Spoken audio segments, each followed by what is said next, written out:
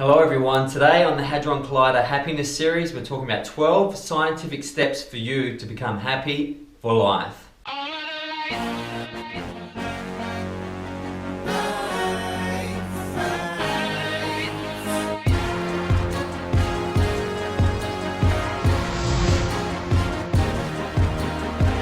Hello everyone, as mentioned in the intro, we're going to go through 12 scientifically proven steps on how to maintain happiness in your life.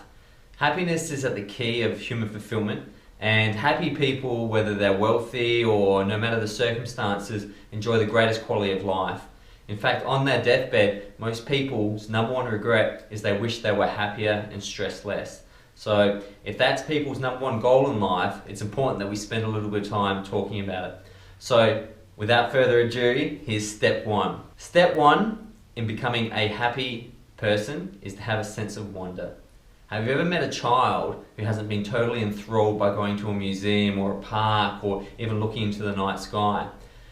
Very often it's the simplest things that can create such excitement. We live in a spectacular universe that's taken almost 15 billion years to create. There's wonder within every organism and every life form and every waterfall and every beach that you go to. Maintaining that sense of wonder and removing yourself from mass media and getting out to nature will allow you to be able to reconnect with happiness without having to spend money. A sense of wonder is the key to continuing to be happy during your entire life. Number two, stay inspired. There's so much inspirational and magical things happening in the world. Now, if you turn the TV on, you're not really showing that. You're showing sitcoms, you're showing beer and cigarette commercials, you're showing politicians fighting, you're showing natural disasters. Now that's a very thin snapshot of what's actually happening in the world. What's really happening in the world? Inspiring things. There's people going out chasing their dreams. There's people giving birth. There's people creating value and donating to charities and touching people and changing their lives. There's inspiration around every corner, and staying inspired is key to happiness. When you're inspired, you don't let little things get you down. Number three, helping others. You truly are what you give, not what you get. I know it sounds corny, but the ability to give to others is a huge part of being happy. As you go through life and you experience more and more things and you learn and you read and you start to embrace more knowledge and some of the mysterious and secret knowledge that was not always available to us, you start to really understand that we are connected. We're all in this together, and I feel that in my bones that we're all in this together. So therefore, helping other people ultimately is helping the one, is helping the source. And if it's helping the source, it's ultimately helping you. So helping others is a great way to help yourself, to love yourself more, and to maintain happiness. Number four, do things you're good at. We're all good at certain things. However, a lot of the time we leave that to the wayside and really focus on things that are the right things to do. So an example would be someone who's great at art and loves to paint, who ultimately becomes an accountant. They're not great at being an accountant, they'll never be happy being an accountant. If they were great at art, they must focus on their art. Don't worry about trying to improve things you're not great at. You have certain skill sets that you are naturally drawn to. Remember and find those skill sets and keep practicing and keep being involved in them. If you do what you're good at, your confidence will go through the roof, other people will notice that, and everyone has a special gift to bring to the planet. What's yours? Number five, read books. There's an incredible amount of knowledge within books. Books can't sell you things. There's no Coca-Cola ads in the books. Rupert Murdoch hasn't edited it to make sure you vote for his political party. Books are true vehicles into the source energy of the author, who's generally just a conduit for something outside of themselves. And I would suggest don't just read the classics, which are amazing. Western classics like books by Charles Dickens are amazing. I'd go back a bit further. I'd suggest that the great Western classics are the Iliads or Homer's Odyssey. The Vedas or the Upanishads from India are incredible books, but one book you must read is the Tao Te Ching by Lao Tzu, a Chinese book that's been translated into English, a magnificent book, and that will really help you understand happiness. Number six, limit television. There's nothing good happening on television, I can guarantee you. I haven't watched television for about 2 years now, and I can tell you that my happiness is through the roof. And the reality is that what TV presents you is a framework for marketing. I know we think TV is there for our entertainment, but that's a byproduct of people being able to advertise. If advertisers didn't pay for television, then the product wouldn't be made, and it's a really vicious cycle. Now, I'm not blaming anyone. I don't think this was self-perpetuated. I think they found they needed sponsors, therefore the artists had to give over their integrity to the sponsors in order to get money to make their television shows. But what I can tell you is you have a couple of choices in life.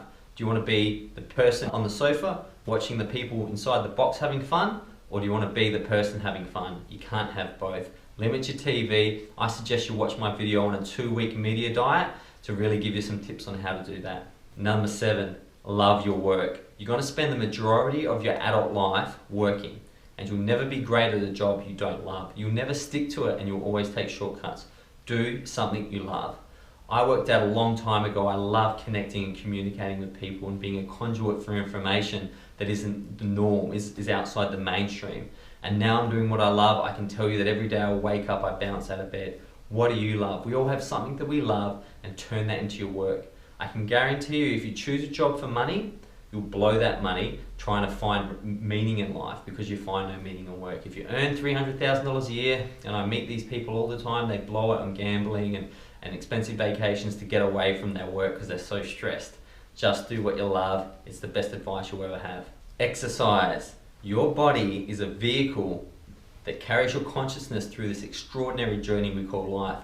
If your body isn't looked after, it will manifest in thought patterns, negative behaviors, and just the energy levels that won't allow you to experience life at its highest levels. Exercise. Cardio is important, but resistance training is incredibly important as well. Evolutionarily, we were nomadic. On the plains of Africa, we would walk for days and days and days, and our body and our digestive cycles all work within the exercise framework. The minute we become sedentary, which is actually now considered the #1 health risk in the world, over smoking and drinking is being sedentary, really can degrade your body and ultimately degrade your mind. Get your exercise. If you love yourself, why wouldn't you look after your body? I have a neighbour who washes his Volkswagen every single weekend for like 2 hours, and I think to myself, he only drives that car for a few hours a week. I wonder how long he spends on his body. He's in his body 24/7, and I hope that he gives the same attention to his body. One of the other keys to becoming happy is face your fears. Fears are like a waterfall. They seem solid on the outside and they seem like they're going to block you, but the minute you walk through them, you feel refreshed, you feel incredible, and you feel like you could take on the world. What's behind your fears is your true life.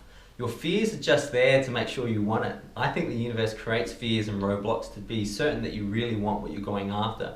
And pushing through your fears is the most exhilarating feeling you could ever have. If you feel it and you fear it, do it anyway, and you'll realize the power and potential you truly have. Believe in yourself. Believe in yourself. I tell you what, Henry Ford once said, whether you think you can or think you can't, either way you're right. No one's going to believe in you until you believe in yourself. Henry Thoreau once said, the world takes the man at his word until he changes his word. And I think that's really about how you can simply decide on what you want to be, and all of a sudden you start manifesting those possibilities. Arnold Schwarzenegger, Sylvester Stallone, many people have gone through life just deciding that they were going to be great and inevitably becoming great. Believe in yourself, because no one else will if you don't. Stay close to family and friends. That's so important. I've heard people say that life is like a transit lobby, and lots of passengers will be coming through your life. Their job is to come and go, and you've got to let them go. Sometimes they'll be going to destinations that you're not. Sometimes they will be going to the same destination, but ultimately as travelers, you will part your ways.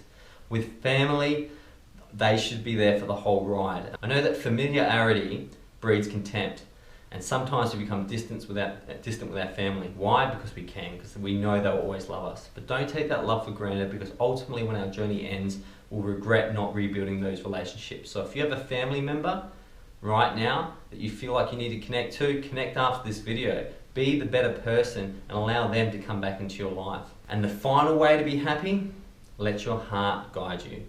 I guarantee you that the spirit and the soul that's manifested through your heart is never wrong. Now, it doesn't mean that it's always going to be pretty when you follow your heart, but it does mean you're getting closer to your true path. Your head is a collection of beliefs and stories you've been told that are generally not right. Your heart will always guide you in the direction to your true, authentic self. Follow it, and you'll find that life becomes an amazing journey. I've done a video on following your heart, and you can check that out after this video. So those are the ways to become happy. Remember, The majority of people on their deathbed have one wish, that they would live their life happier. Now, if happiness is the key to life, it could be worth noting down some of these things and asking yourself, how well am I doing in each point? Do I have a sense of wonder? Am I staying inspired? Do I help others? Am I doing what I'm good at? Am I reading enough books? Have I cut the TV out? Do I love my work? Am I exercising enough? Am I looking after my vehicle for my consciousness? Am I facing my fears? What things have I put off recently? Do I believe in myself? Is there anyone in my family that I need to stay close to that have drifted apart?